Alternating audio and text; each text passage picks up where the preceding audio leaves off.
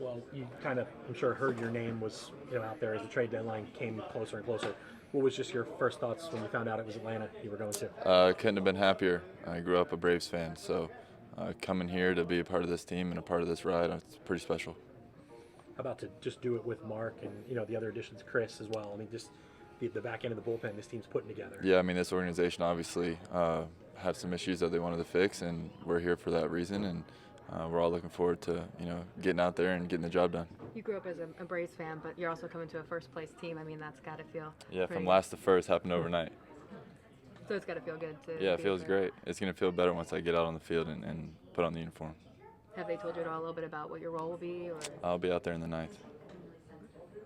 You mentioned yesterday this was not the first time you've been traded, but does it still feel a little bit odd the first day you arrive in a clubhouse? Yeah, it almost feels like the first day of spring.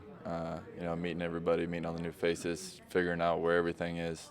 But once the game starts and I get in between the lines, it'll be fine. What do you think has really clicked this year to make the specials or season so special so far? I think it's just all mental, truthfully. My stuff is the same. I'm just making pitches. I'm not thinking too far ahead or too far behind. Just living pitch by pitch. What's it been like the last, I mean, it seems like the trade rumors have been going on around you for so long. What's it been like, knowing that sort of looming? The best way to describe it is your girlfriend texts you, say, we need to talk, and then you call her and she doesn't answer. So you sit by your phone and you wait to see what happens. Is there any apprehension or excitement about changing leagues? Does it matter at all? The leagues, I don't think so. I'm excited to wear the Atlanta A. I wore it my whole life as a kid, and to be able to put it on for real, it's going to be pretty awesome. So are you potentially ready to go tonight if they needed you? I'm ready. I stay ready. So it's safe to say that in this instance, when you called your girlfriend back, you got the message you were Yeah, I sat next to my phone long enough, so when they called, I was there to answer it.